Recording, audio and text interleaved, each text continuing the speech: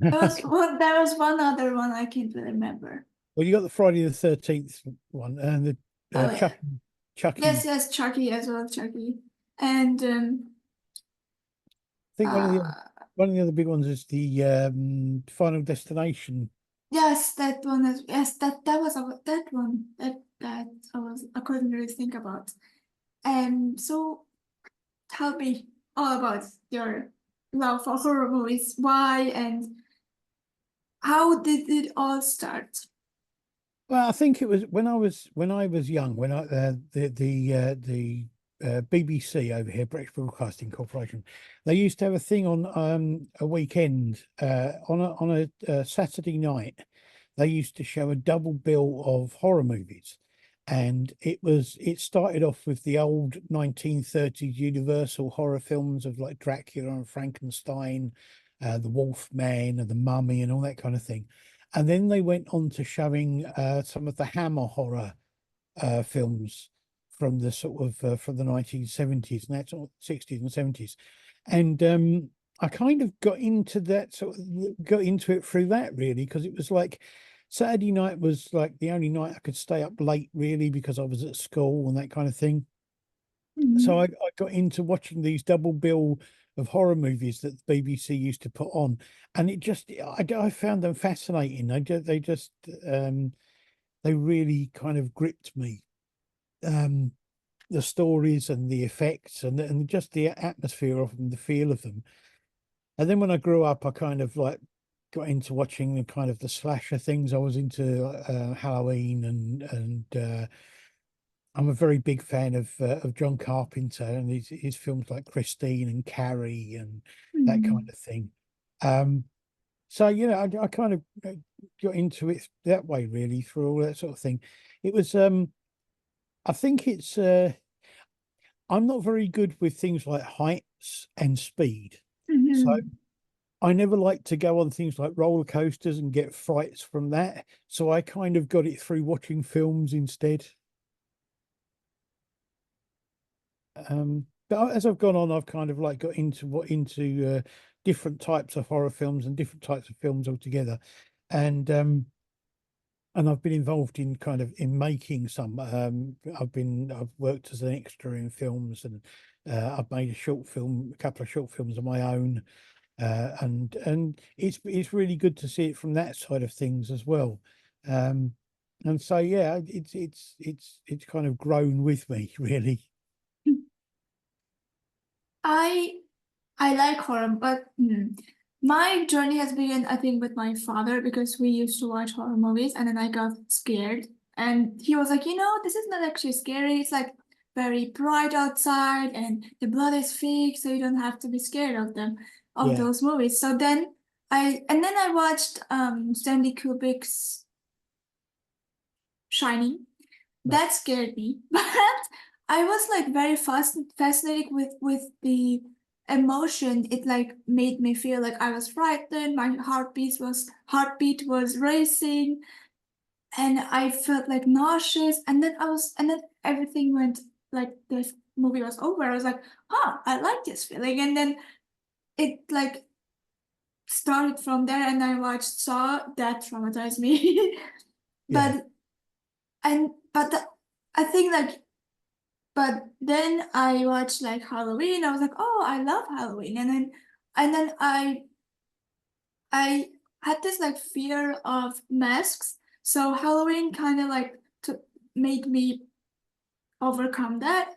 And then Right. something like Pennywise happened and all over started because I'm like very terrified of clowns. And s- yeah, I don't know. I sometimes I'm like, maybe something isn't up right here because I like horror movies. But then I, but then I, but then I'm like, oh well, it is what it is. So I don't know. I I enjoy horror movies, but I have gotten better. I watched more horror movies like Saw and X and Pearl, and that was one thing. I don't remember the name, but I don't know. I have found the love for horror movies, which I really I could have never imagined to have this Yeah. fond for horror movies. Yeah, I mean, I've got to say, I mean, I watched a film when I was about 10 years old. I watched a film called The Pit and the Pendulum, which Mm, was made by by Roger Corman and starred Vincent Price. And that really scared me. And the thing that scared me most about that was the fact that Vincent Price's character starts off as being a fairly ordinary man mm, who gradually, as the film goes on, becomes this complete psychopath. mm, And it scared me that he could just be anybody out in the street could have that inside them. And I must admit, I've never seen a film since then that's really scared me. I've seen ones that have got jump scares in, have made me jump, but nothing that's made really kind of scared me completely the way that that did. I think for a while I was kind of looking for something that did, but now I just kind of like I like watching them just for the films they are really. Um, there are certain films that I've seen that I don't particularly like just because the type of film they are. I'm not a big fan of like body horror stuff, things like mm. human centipede things and that sort of things. It's gross just for the sake of it, and it's not really. It stops being enjoyable to watch. Um, I've always had a bit of a problem with the whole franchise thing side of things because Mm, there's a lot of them that I find that the first film is really good. The second film is not so good. The third film, although it's better than the second one, still isn't as good as the first, and it kind of then goes downhill from there. So, with a lot of franchises, not just horror ones, but even science fiction ones, that sort of thing, I think quite often they'd be better off just to stop with the first film and leave it there, and then mm. do something completely different. So what what made you like feel like that in or which franchise was it that you felt that way? I think, I mean, the first one I remember seeing. I mean, I watched the first Halloween film, and remember seeing the second one. When the third one came out, I really wasn't that interested in watching it at first. I didn't see it for quite a while, but I think the first one that I watched, like I think I watched the first four films, was probably Nightmare on Elm Street, Hmm. and it just kind of like the first one I really thought was really good. Second one really wasn't that great. The third one was better. The fourth one wasn't bad, but it just kind of like they never quite hit the same spot as the first one. And I think sometimes it's like the ones that I think recently that got me, it's like the Saw ones. Hmm. With the first film, you don't know what's happening and you don't know why it's happening, and you go on the journey with the people in the film to Yeah. discover what's going on and why this is happening to them. But once you know at the end who it is that's doing it and why he's doing it, the films after that kind of lose that kind of mystery. So after that, it's just the kind of the slasher gore stuff. It's not the story doesn't have the same sort of strength as the first one does. That's you're right, but to me, like the police, if they're going to catch him, if they're not going to catch him, that was kind of thrilling to see in the Saw 9, like from the fourth one on. But Yeah, yeah, it's also like some of it, like I think after 8, it was like meh, okay. And then the ninth one, Spiral, was like something completely different, which I liked. But the 10th one, I was like, yeah, like he just has these like vacuum pipes in his eyes, and but yes, he has cancer now, and why? So yeah, it's like I think 6 or 7 is like the perfect amount to stop yeah. because. I mean, the Halloween ones seem to have gone on forever. They've. I mean, they say they've stopped them, but they've restarted it twice. So I don't know Mhm. what's I don't quite know what's going on with those. But yeah, a lot of the time I think they just take it too far. I mean, I think three or four films and you kind of like you've got a decent story and you can find a kind of come to an end with it. And after that, I mean, you can carry on with things, but they don't have the same. It doesn't have the same sort of feel. Um, and I think a lot of them. It's like the Final Destination ones. The final or the what was supposed to be the last Final Destination one. It may not be. That kind of like it brought everything back round to the first film again. So it kind of made this really nice kind of loop that worked as a series of films. And I think Mhm. that's kind of like it's really good if you can do that, so you can tie everything up. Um, but yeah, no, I much prefer. I kind of I don't mind franchises, and I don't mind watching the films in franchises, but I kind of prefer standalone films that just kind of stand on their own thing. I quite like what they've done with things like The Conjuring and things like that, Yes, where they've kind of branched off into other stories with it. but in the same universe, right? Yeah, that Mhm. works really well. I just think sometimes if you work on franchises, then it kind of they start to lose the strength of the story. And the problem nowadays is the fact that I know this because we went to a horror film festival locally to us, Hmm. and there was a film that was shown um, that was the idea. The film was made with the idea from the film company that it was going to be the first film in a new franchise Mhm. because the reactions they got from it from festivals wasn't as good as they thought it was going to be. They scrapped that film and all ideas of making any franchise, but they just didn't put that film out. And it's like, well, you could have still issued that film and just thought of it as being a standalone film. It didn't have to be a franchise.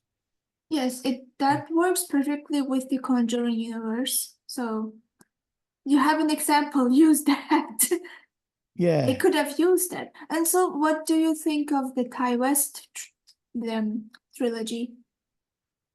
Which one's that? X, Pearl, and Maxine? Yeah, I think the thing about those is that although they are connected, they stand alone as separate films. So you can watch any of those films as an individual film and enjoy it without necessarily having to watch the others. And I think that's why I like things like that, because of the fact although there are connections, and although they are, yeah, they take place in the same universe and they've got connections to each film stands on its own merit. So if you were to just see one of them, you wouldn't think, "Oh, I've got to go out and watch the other two." You can just watch one and enjoy it as a standalone film, which I think is the best way to do it. I would say like if you want to watch Maxine, you have to watch X because of the flashbacks Yeah, and a bit of Pearl, but not so much of Pearl, but more X because of this. Those flashbacks really like scared me because they were like, I was like, oh, okay, I get it, but I wasn't really expecting them to pop off, even though it made sense why those popped off in the yeah, yeah. movie. I think, And yeah, I think, sorry, I think I think what it would do is it would make you kind of think, oh, I mean, as a film on its own, you can sit and watch it, and then you think, oh, I'll have to watch the other one and see what those flashbacks are about. But you don't necessarily have to do that to enjoy that film. mhm, like Marvel is a Marvel movie or Marvel Cineverse is cinematic universe Yeah, the movie. Marvel one gets confusing because you have to watch TV programs and the sometimes read some stuff as well and watch the films. It gets confusing as to what's going on. But I think that if you still enjoy Marvel like I do, I am still very intrigued into knowing, okay, wait, what's going to happen in this next phase. But back to the horror movie. So, have you seen Alien Romulus? I haven't yet. No, I haven't been able to go and see that yet. It's an interesting thing. I have had many discussions with people about I think I may be a bit old-fashioned in a lot of ways, but to me, the alien films aren't horror films, they're science fiction. Hmm. I would So agree. I think, I mean, I know this, I don't particularly like genres, and there is a crossover in lots of them. There are lots of things that will cross boundaries and all that sort of thing. But I've always thought of the alien films as being science fiction rather than horror. Um, so I don't know. I haven't seen that one yet. I've not been a big fan of the Alien films. I thought the first one was really good. I didn't really like the second one. The third one I kind of liked, but it was getting a bit, I got a bit bored with it. Hmm. So I kind of haven't seen anything since then. So um I'm a bit strange with things like that. It's a bit like I have that problem with the Star Wars thing. I thought the first original Star Wars film that came out, New Hope, was brilliant. Hmm. And I thought the effects in a lot of the other films were really good. But to be honest, I've never enjoyed any of them as much as I enjoyed watching that first one. Mm. So they've kind of passed me by a bit. I don't understand why people get so, Excited. yeah. I would say it's because of the nostalgia. Like, if you, I'm a 90s baby, so I love watching they're from that era and then rewatching it and then seeing Obi-Wan Kenobi and I'm like, oh, it's really Yeah, nostalgic. But other than that, you're right. It's like same old, same old for different people to like introduce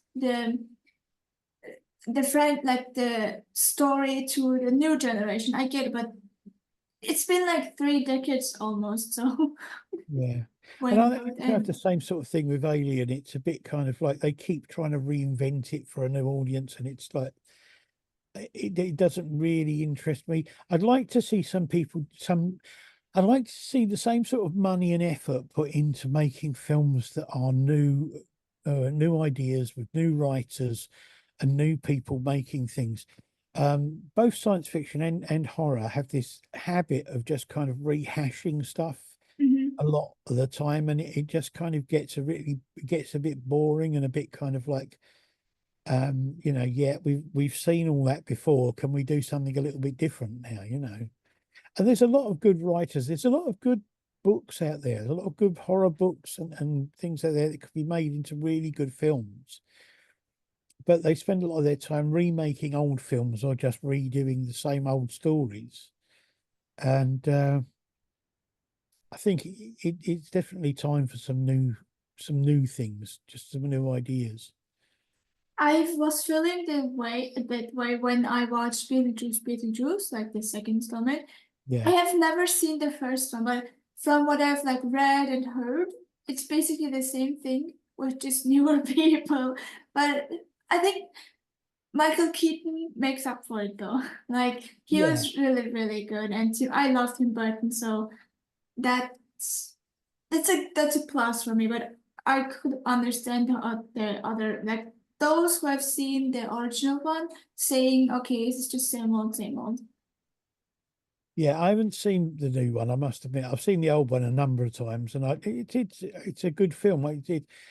It's a good fun film, and it's good to watch. But I'm not sure about going to see the new one. I don't know if I really want to because I kind of feel that it might um kind of, I don't know, it might damage the image I've got of the original, if you like. Um, but it's like, they've done reboots lately of things like The Crow, Oh and yes, I the, watched the, that one. Like I had never seen the original one, but I liked this version. the And original one was really good, and a lot of people I know are really big fans of the original, didn't like this version. But I know a lot of people mm, who haven't really seen the original that much have said they thought this was really good. So I don't know. I haven't seen this one, I must admit. I'm I'm never keen on going to see reboots and things. I kind of I always feel that there's so much more that could be done, and I get a bit bored with watching people redo things that have already been done.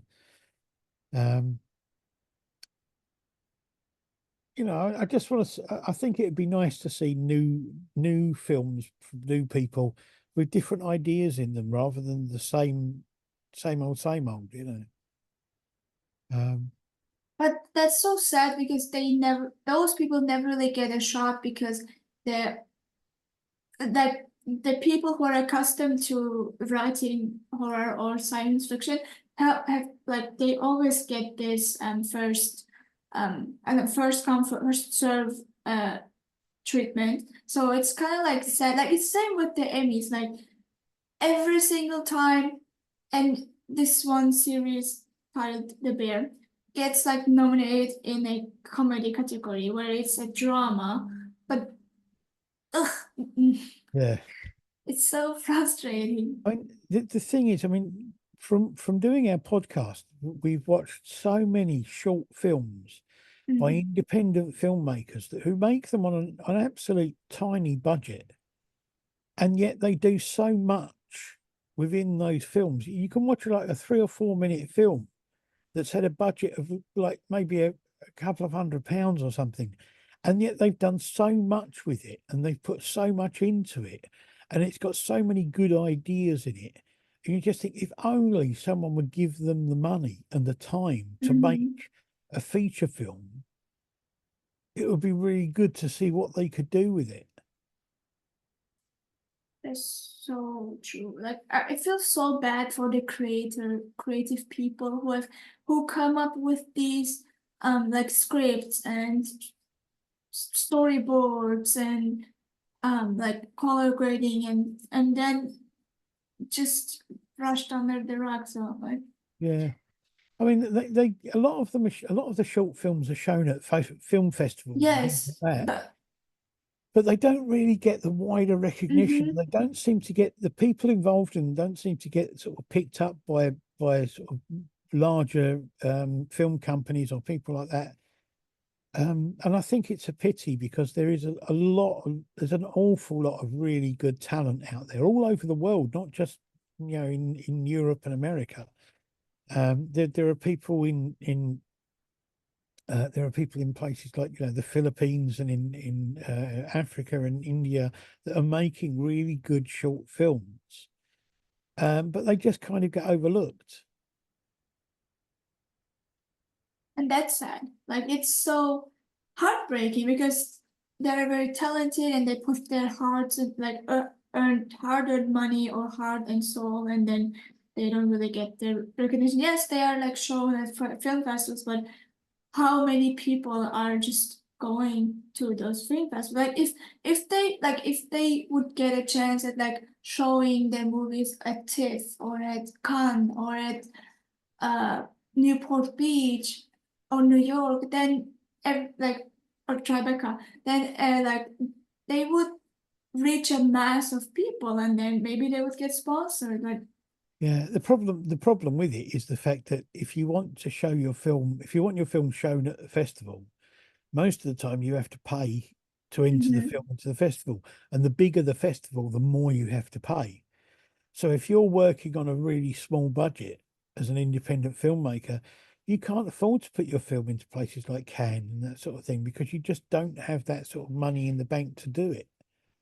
So it kind of it's a kind of I don't know, it's a catch-22 situation. If you've got the money to get into these festivals, then you would have been possibly had the money to make a bigger film anyway. So it mhm. kind of, you know, but I don't know. I mean, there are a few that have managed to make it from just short film into more into doing features and that sort of thing. But there aren't that many. Um, but as I say, we're constantly amazed at the talent that was out there making short films nowadays and making independent films, and they get very, very little recognition for it. We need more of those people. Yeah, yeah. I mean, there are, the good thing is that there are people out there that started off making short films, um, and they have a platform on, they have a YouTube channel and that sort of thing.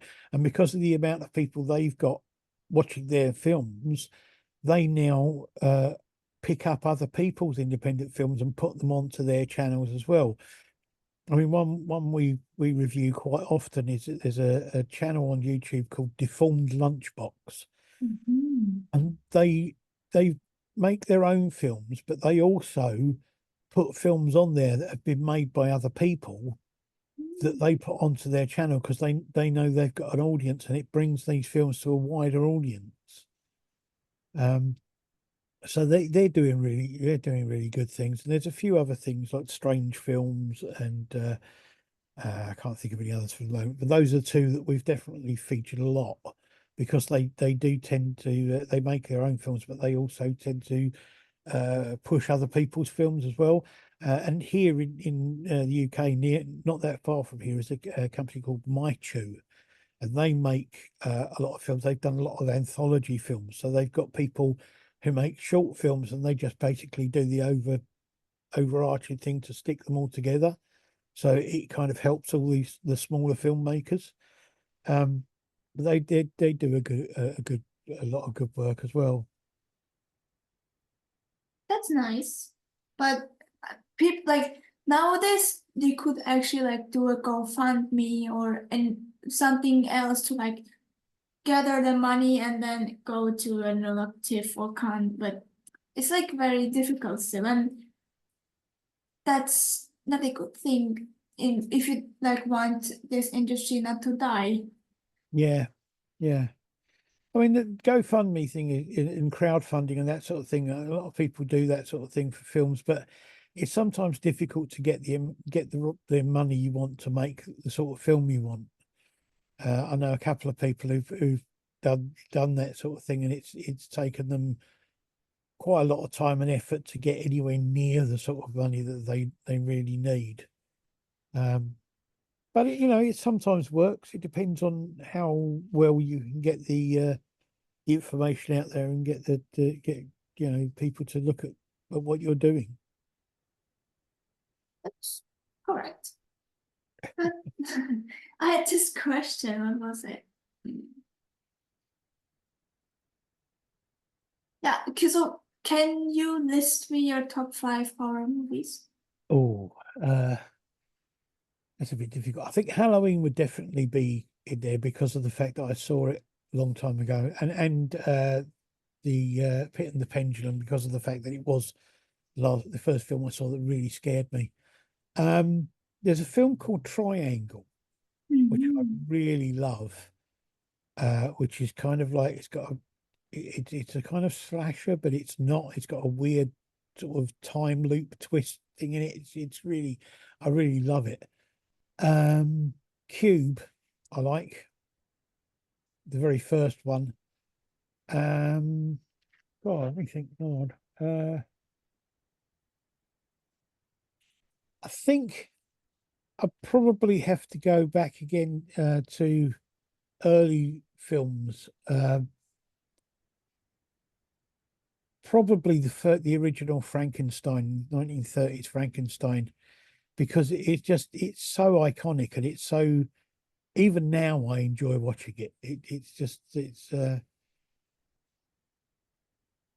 It's kind of got what I like about it is that a lot of it is down to the emotion and uh the the feelings of the people in it, rather than it being about shock and horror. Mhm. It's and I like that. I kind of like that psychological side of things. Um, but yeah, no, that's probably, I suppose, five. It would probably change every every couple of months. Every month. But I when you said Frankenstein, I was like, in my mind, I thought you would say Dracula, but you said Frankenstein. So, I, mm, are you or will you be watching Nosferatu? I'm not sure because I've seen the original, the black and white silent one with Max Schreck. I've also seen in the 1990s, I think it was, they did a remake of it with Mm-hmm. Klaus Kinski, Mm-hmm. which wasn't very good at all. So I'm not sure. I've kind of got reservations. I'm not sure how good it's going to be. I probably will watch it, but I've got reservations as to how good it will be. Um, I don't like. I want to watch it because I never seen Klaus Kinski because I was way too young for that. yeah, But I'm still like very interested in. I love like horror stuff and Dracula and so on. So I'm very intrigued in what will be in store in this movie. yeah. I mean, I remember seeing the original, to say 1930s Dracula with Bela Lugosi and some of the follow-ups that were made at the time. Um, the one kind of one I grew up with was the Hammer horror Dracula with Christopher Lee and Peter Cushing, and Mhm. they were really good. I really enjoyed them because they had a bit more action to them, and they were a bit livelier, if you like. Um, I'm it's one of those weird things. I'm not really that into the vampire films that much. Um, I don't know why it is. It's a kind of strange thing. The three things I've never really been into that much are vampires, werewolves, and the mummy. They Those just are all existing in fan form. yeah, they've never kind of done it for me. I've only ever seen I'd say probably three werewolf films that I thought were actually really good. I like American Werewolf in London. Mhm. There's one called Dog Soldiers, which I really like. Mhm. And the other one, I can't remember what the other one was called. I think it might just have been called Wolf. Mhm. But on the whole, most werewolf films I find quite dull.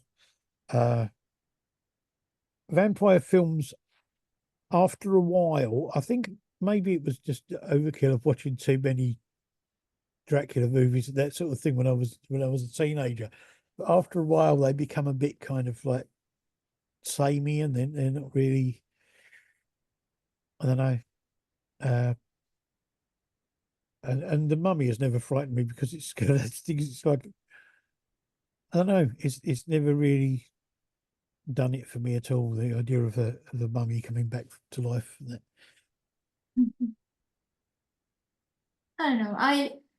I enjoy and still enjoy vampire movies, mummy movies, and well, besides the remake, I don't like the remake of Mummy, but I and Werewolf, I liked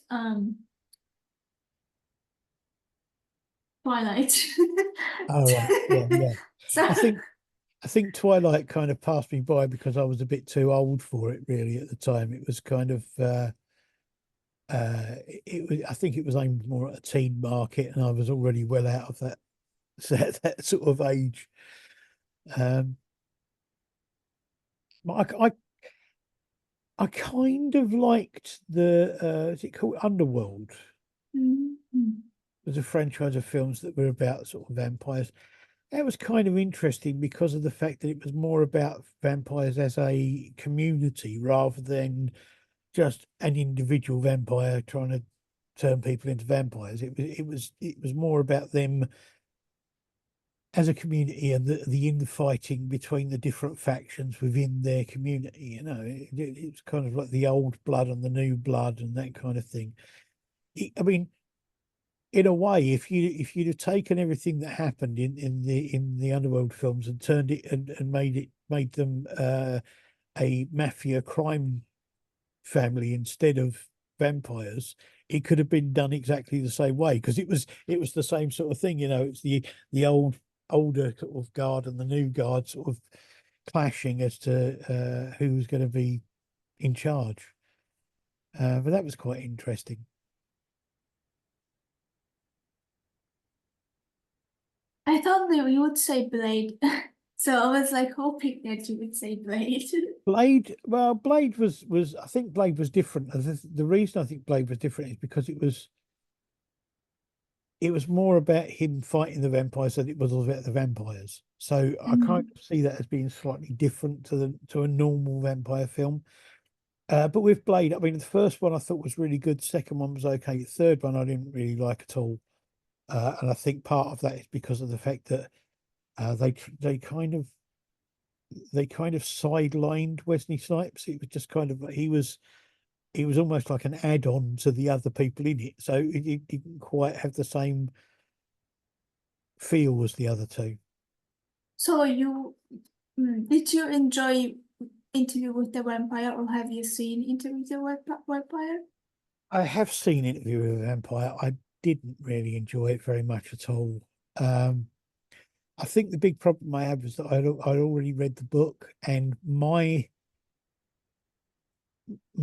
kind of vision of what the vampire stat looked like was not Tom Cruise. It was just kind of, you know, I kind of saw him as being this kind of tall, elegant sort of aristocrat rather than Mm.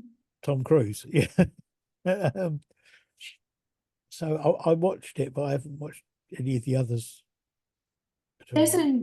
There's a series which is really good, and that's it. But um, so you mentioned that you also like sci-fi movies. Yeah. So what what was your or what is your top five sci-fi or are your top five? Oh, that's difficult. Sci-fi is different. There's one. I mean, some people class it as horror, but I always class it as sci-fi, which is The Thing. Hmm. I love that film. Um, Another film which traumatized me. and I think a lot of my sci-fi favorites are old ones because I kind of grew up watching. They used to show a lot of sci-fi B movies and things on the TV. Mhm. So it's things like the original Day the Earth Stood Still and the Forbidden Planet, things like that. Um, Coming more up to date, I saw one recently which I really liked, which I wasn't didn't think I would like, which was Spaceman I with like that one as well. And Adam this, Sandler. yes, the spider. I'm like I don't like spiders. I am terrified of spiders. But that was really, really cute.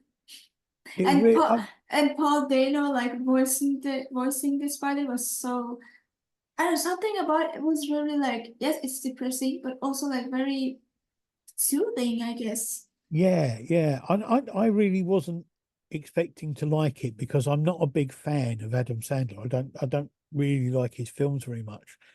But we watched it and reviewed it on the podcast, and I was absolutely amazed. I thought it was a really, really good film. Um, I think I like there was an old one again called Silent Running, which I liked, which was about uh, a sort of a ship being sent out to try to terraform a new planet, Mhm. and it kind of gets stranded in space. So that was quite good and interesting. And something quite funny is a film called Dark Star, which Mhm. is just it's a sci-fi comedy which is cheaply made but great fun to watch. I've never heard of Dark Star, but I think my top 10 would top 5 would be um Matrix. All right, yeah, yeah. Then what's the movie by Christopher Nolan? Oh my God, Inception. Oh yeah, yeah. Then there was one with Scarlett Johansson and Morgan Freeman. It's called Lucy. That was really good. Yes, Lucy was good. I like that. And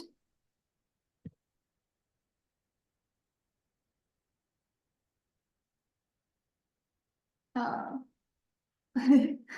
what's the name?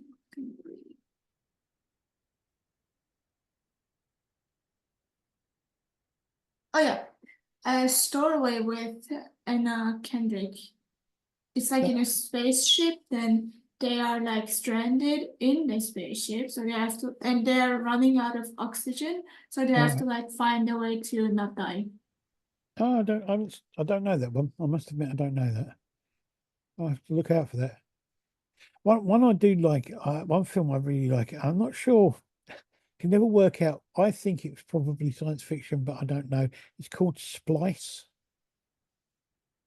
Yeah. and it's about scientists who genetically create this new life, Mm-hmm. which is kind of part human, part animal, and then they kind of bring it up as a child. Mm-hmm. It's really interesting film. It's just kind of again, it's another one that's kind of more psychological. It's more to do with the people and the emotions more than it is the actual uh, science fiction or anything else. But it's a really good film. So, what's your opinion on Split and on Glass? Now, the first, what was the first one? The first one was I think Split and then Glass, or Glass and then Split. Wait, Glass. No, because it's three, aren't there? There was the first one was the Glass. first one was the one with Bruce Willis where he survives all these accidents and he can't die, basically. So he goes out and starts taking action on people that are being nasty to other people. And then he meets Morgan Freeman at the not Morgan Freeman. No, it's not Morgan Yeah, and Freeman. Morgan is in it. It is in Glass. Yeah, so he meets him at the end of the first film. Then Glass is about Morgan Freeman's character, and Split is the one about it, where they all three of them come together at the end of it. I Oops. absolutely love those films, and the thing about them that gets me is I've always liked James McAvoy as an actor, but then when I watched the film, we watched him and seeing his ability to change from one character to another almost at the click of fingers was absolutely incredible. And not just change his voice or his attitude, but his whole physical kind of the Mm-hmm. way he moved and the way he acted. I Mm-hmm. was absolutely amazed by that. I loved that film. Brilliant. I love Glass and I love Split, but I love Glass more because of Morgan Freeman. Yeah, it's they're really good films, and I think they've I don't know. I'd like to see more about those characters, but not necessarily together. Or I'd like to see more individually about them. You know, it's they're interesting characters. Um, but yeah, I really enjoyed watching those. Uh, they kind of they kind of fit in with like the superhero kind of Mm-hmm. style. You know, almost like the Marvel films, but not quite. You know, but no, they're really good films. I really enjoyed those. I'm trying to think of the first movie. I can't remember. Hang on, Um, I'm going to so look it up. was it something with Island? No, Um, no, that I think that was with Leo. Something, something. Split Glass. you see, let me see.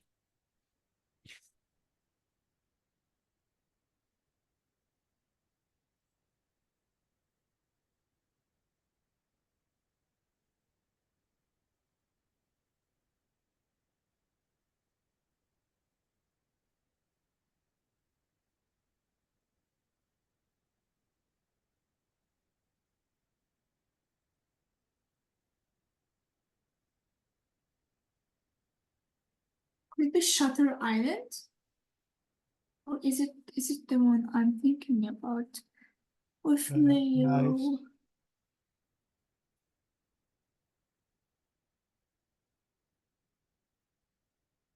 The first film was called Unbreakable. Oh, yes, that one. Then the second one, because he is basically he's impervious to pain and injury. Then Glass, the character in Glass is completely the opposite. He's kind of like brittle bones and that sort of thing, but he's a complete genius. And then Split. And then Split is James McAvoy being this sort of psychopath with multiple personalities. Mm-hmm. Um, but yeah, the three characters work really well in that, and sort of I was quite amazed by that by Split how good it was. I was terrified, but also very amazed. I was like, I don't know. Like, I think the first time I watched it, I was like very traumatized. And then the second time I watched it, I was like, I like this movie. And then I watched it a couple of times. I was like, I love this movie. Because it's like, I think like the plot twist is like so, like, Yeah, what? yeah. And I think that I can't remember her name. The actress who played the doctor in that, who Mhm. was in, she's been in the American Horror Story TV series a lot. Emma Watson? Emma, Hol- Emma Roberts? Holson, is it? I can't remember her name. Anyway, she was really good. She played the part really well. Um, but yeah, no, they were good films. Uh, So, what do you think about the A Quiet Place movies? I watched the first one and it was okay. I wasn't. Uh, I don't know. It was okay, but that was about it. It didn't really. And then when I saw they were making follow up, I thought, oh, I'm not really that. I'm not really that interested. The first one didn't interest me enough to be bothered about watching any others. You know, it kind of it was okay, but I wasn't really that into it. What about Uh, you? um, I enjoyed the first one. I haven't watched the second one, but I've only heard good things about the second one, so I'm very excited to watch the second installment. And also the series, I think day before or something. So Yeah. I don't know. I'm excited. Um, uh, so are there any other horror movies you have enjoyed and had Um. watched? I kind of find it. There are ones on T that I've seen that I see online. People saying about how awful they thought they were, and I thought they were actually quite good. And one of those main ones is Hereditary. Mhm. I really liked Hereditary, but I know a lot of people, when I read online, a lot of people really didn't like it. And I don't know why, because I thought it was a really good film. Maybe it was too close to home I don't know, maybe. because Uh, I didn't like the visit because it was close to home, and also I was very terrified and traumatized about the visit. So every time I hear like the visit, I'm like, I don't want to watch that. yeah, no, I think that's one recently that I just say I saw and I really liked, and that a lot of people just seem to not like at all for some reason. Um, I must admit,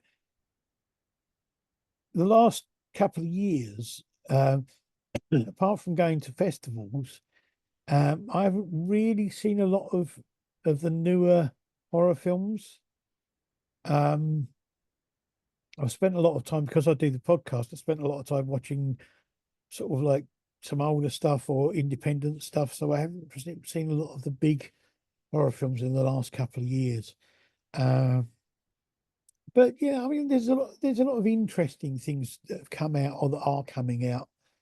Um, whether I go to see the cinema or whether I wait for them to be streamed or whether I get them on DVD, as I still buy DVDs occasionally. Um, we'll have to wait and see. But I I still haven't. There's a couple that I still haven't got around to seeing Black Phone, which I want to watch. Oh, Um, I liked Smile. I thought that was really good. I'm not sure about the second one, which is coming out. yeah, I'm the same because I have not watched Smile. I have watched bits of Smile because I was way too afraid of that. But and then I watched the trailer. I was like, it's a bit body horror-y because I love body horror, but not that much. So I might skip Smile too. Yeah, I'm not sure about Smile 2. Smile was quite good. I've heard Trap, like the new M. Night Shyamalan thingy. That was a disaster, I've heard and read. He, he's a funny director. He does stuff sometimes which is absolutely brilliant. Yes, And then he'll do ones that you just kind of think, this is just, there's nothing yes, to this, and it's just yes. rubbish. I thought the same way with Knock at the Cabin. Because Yeah, I was watching, and I was like, and then the ending happened. I was like, this is what I spent an hour of watching. I mean, I liked Dave Bautista and Rupert Grint as well, but it wasn't worth it because I had so many theories what it could have been or why this is happening. But then it just turned out like what it turned out. I was like, yeah. disappointing. I think one of the ones that I found interesting that a lot of separate, well, not separate, but it's kind of called a division, caused a division between a lot of my friends is The Village. Yes. Because there are some people who seem to think it's absolutely brilliant, and other people who just said it was really boring. I enjoyed it, but I enjoyed it. I thought something so much more in depth, like more folklore, and Yeah, it wasn't the case. So I don't yeah. I know. mean, I thought it was a well-made film and it was good, but it did the end of it was a bit kind of disappointing. And I think that's the problem sometimes with his films, that they just kind of go along and then don't have a very good ending. So Hmm. it kind of leaves you feeling a bit kind of like, oh, that was a bit rubbish. Yes, and like doing this podcast is like I've watched so many movies where I was like, I'm so excited for this movie, and like my expectations were are like up here, and then I watched the movie, I'm like, ugh, this is Yeah, boring. Like I think Knock at the Cabin was that, then one other movie was also that. I was like, not now. I'm like a bit careful. I'm like, I'm not that excited, so so I don't get like disappointed in after an ending of a movie. yeah. It's best to go into things not expecting too much, and then if it's good, you feel a lot better about it. Mm-hmm.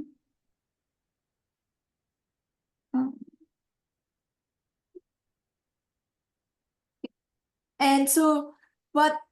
So, and speaking of folklore, like, what is your favorite or are your favorite folklore movies? Like around Yeah, witches or something?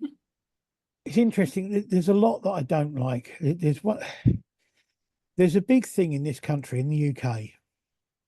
People have this idea that the film from the 1970s called The Wicker Man. Mm-hmm. Some people think it's the best British horror film ever made. Some people think it's the best British film ever made. I personally think it's incredibly boring, really long. It's got far too much singing in it, and it's not scary at all. So I'm not really that into that at all. But there was one we saw at the film festival, Romford Film Festival, 2 years ago, I think it was called. It was originally called Wyvern Hill. Mm-hmm. When it was released in America, it was called Hollow. Mm-hmm. And I really liked it because it's a mix of kind of folklore. There's a woman who's going through dementia, so it's a her what whether you're not quite sure whether what's going on is in her mind or is actually happening, but at the same time, there are a couple of people who are carrying out robberies and murders in the local area, and they are dressed as kind of like characters from local folklore. so you're never quite sure whether what you're seeing is just in her mind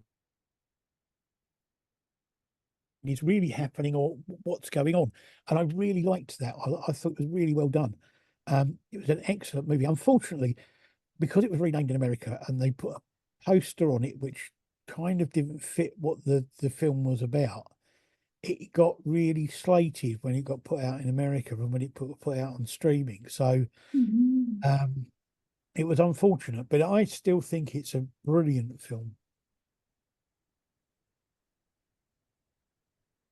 Um, I'm not sure other than that.